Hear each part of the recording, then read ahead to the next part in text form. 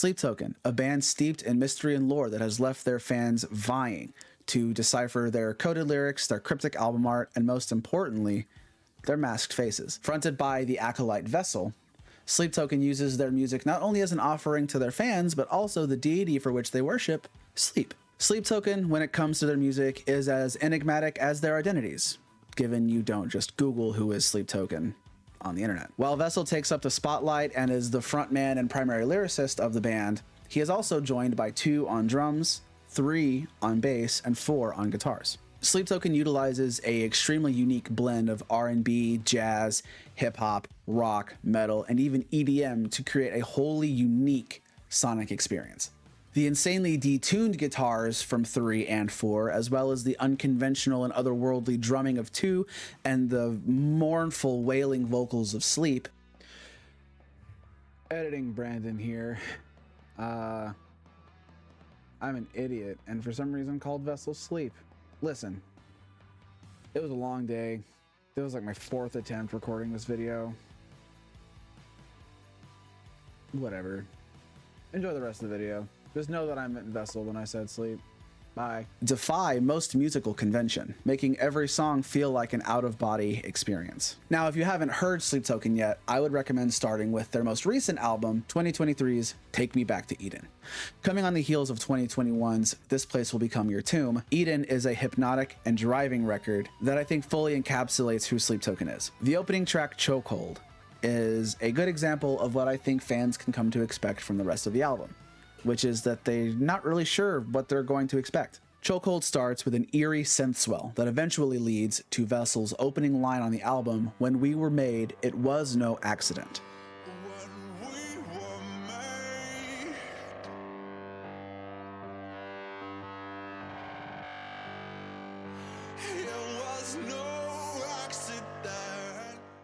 The tension builds as a slow electronic drum beat eventually culminates in a massive breakdown, which sort of becomes the chorus motif of the song. This is sort of the one thing that is repeated apart from the line, "You've got me in a chokehold," which is the only line in the chorus. This, in my opinion, sets up the listener to be on guard for the rest of the album, while longtime listeners will feel right at home in the ebb and flow of the album's pacing.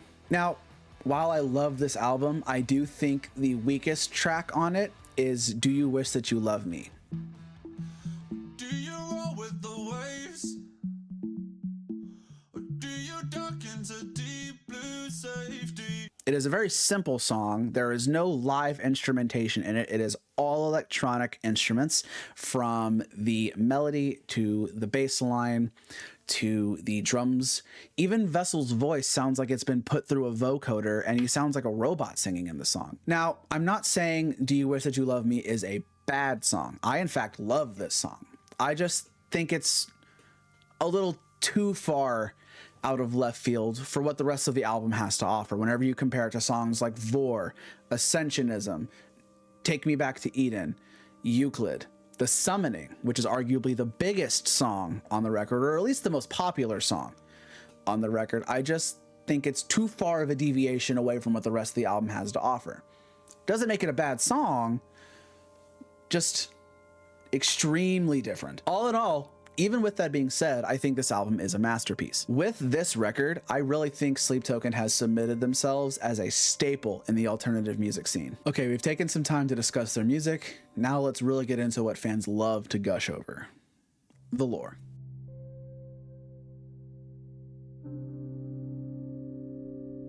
Part of what I think sets Sleep Token apart from other masked bands like Slipknot or Mushroomhead is the vast amount of lore that they've built around themselves. To give a brief overview before we dive deeper into Sleep Token's lyrics and what they may mean, you can think of the members of Sleep Token as acolytes, mortal representatives of an ancient deity known only as Sleep. It seems to me, through their music and through the course of their discography, all their albums are a dialogue, an interaction, a story between Vessel and Sleep. Based on my own interpretation of the lyrics, I think Vessel encounters Sleep as a force that is sent to torment him, possibly even devour him or his soul.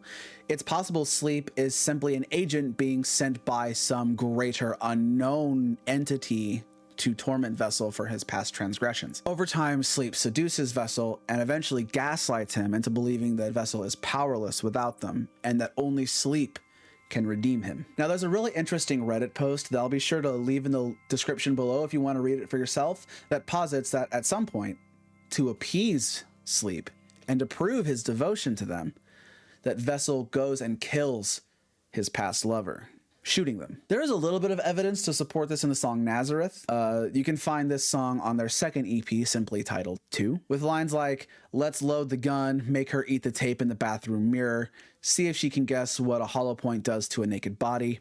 I'll show you what you look like on the inside," or even lines like, "I'll see you when the wrath comes around tonight. It's not hard to guess the implications of what's going on." Though, whether this is literally Vessel killing someone to appease Sleep or not is ultimately up in the air. There are also multiple references to vorophilia in Sleep Token's music.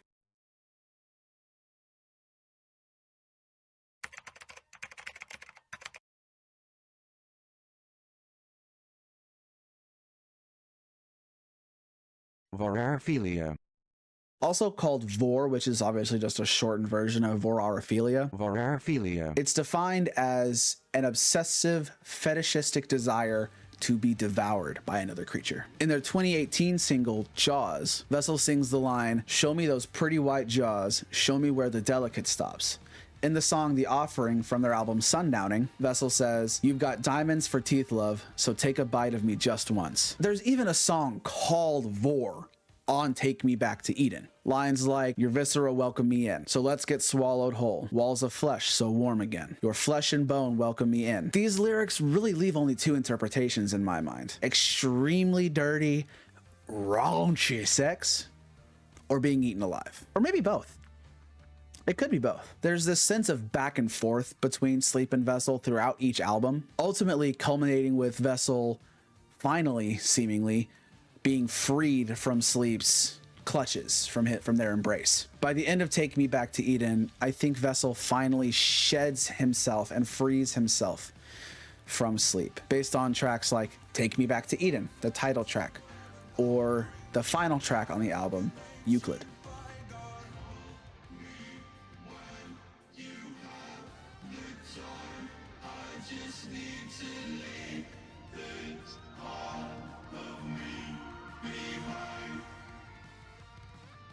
Now, I personally think that Euclid is the most beautiful song on this record. It also includes a reference to a song called "The Night Does Not Belong to God," with the line, "And now the night belongs to you." But what does this all mean? Is this a literal story between man and a god? The twisted torment of a man who's done bad things and is deserving of punishment? Or is Vessel just that?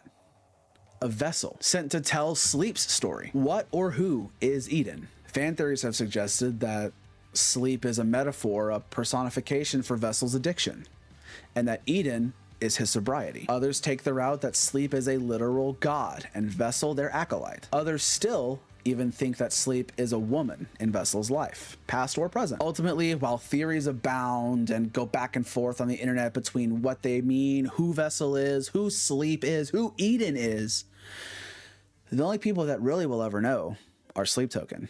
And personally, I like it that way. Now, as popular as Sleep Token is, they have certainly faced their fair share of hate and criticism online, which I think is part and parcel for any band that blows up on TikTok.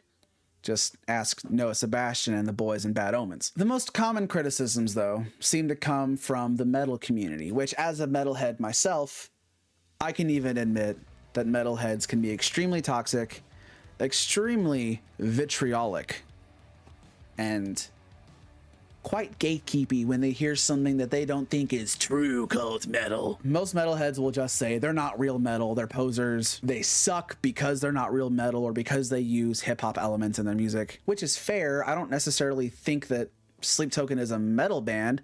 though they do use a lot of metal influences, I mean, they've all said, especially two, that Meshuggah is a huge influence on their music. That being said, what I personally love about Sleep Token is how esoteric their music is and how they're able to defy convention and really blur the lines between genres. Most people who are critics of Sleep Token primarily just seem to not like the masked band gimmick anymore. I've seen comments saying that it's overdone, it's tired, it's boring, and that it's ultimately useless with the advent of the internet because you can just Google who they are. We'll talk about the Googling who they are thing in a minute.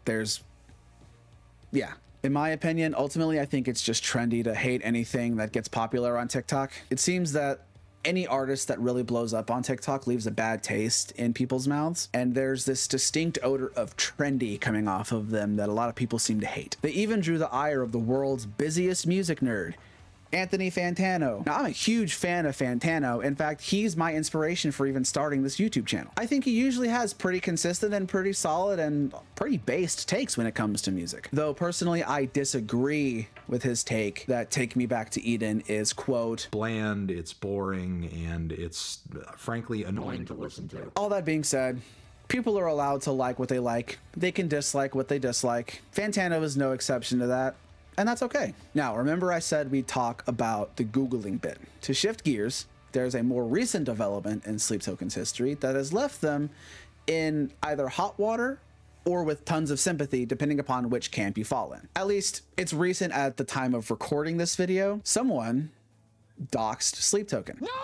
Specifically 3. They allegedly leaked his birth certificate and home address. Now, we're all aware of the negative impact that social media has had on music and the relationship between artists and their fans. I plan on making a separate video in the future on the effect of parasocial relationships on how bands operate and how fans interact with these artists, but it's no secret that seemingly unfettered access to an artist's personal life has done some serious damage to the brains of music listeners, both young and old. This toxic relationship that fans can develop with artists who don't even know they exist ultimately can lead to some very, very, very scary and very dangerous and sometimes even tragic outcomes. In Sleep Token's case, this doxing or alleged doxing was the result of an obsessive fan, part of a group chat who just liked to talk about Sleep Token.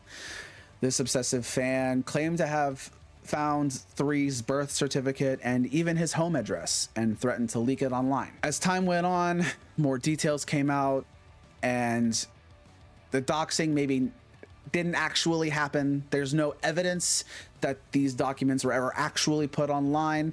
If they were deleted too quickly for anyone else to get eyes on them. And people are starting to theorize now Sleep Token lied about this doxing and are simply using it as a publicity stunt, which does hold a little bit of water considering around this exact same time they completely wiped their social media, leaving nothing but the caption "Nothing lasts forever" on their Instagram. Now it's become standard fare for most popular artists to wipe their social media, delete their Instagram posts, delete their Twitter posts in preparation for a new album cycle. Everyone has done this, from Paramore to Beyonce to Taylor Swift. So of course, when Sleep Token wiped their Instagram at the same time they were getting doxxed, a lot of people rightly thought, hey, they're just using this as publicity to promote their new album, especially since they also just got signed to RCA Records. Do I necessarily agree with the sentiment that Sleep Token lied and is just using this narrative to build up hype? No, I don't think they're correlated, but I do think, and I am of the opinion that rather than recluse away and go ghost online, Sleep Token, or rather their management team, told them to simply capitalize on the controversy. Keep in mind that RCA is also Doja Cat's label. So who knows what's going to come of them signing to RCA. A Sleep Token Doja Cat collab? Are you kidding me? That would be insane. What exactly this spells for the band's future, I'm not exactly sure, and that remains to be seen, though I am excited, especially since they changed up the design of their masks. I think they're going to go in a really cool direction. And guys, that's it.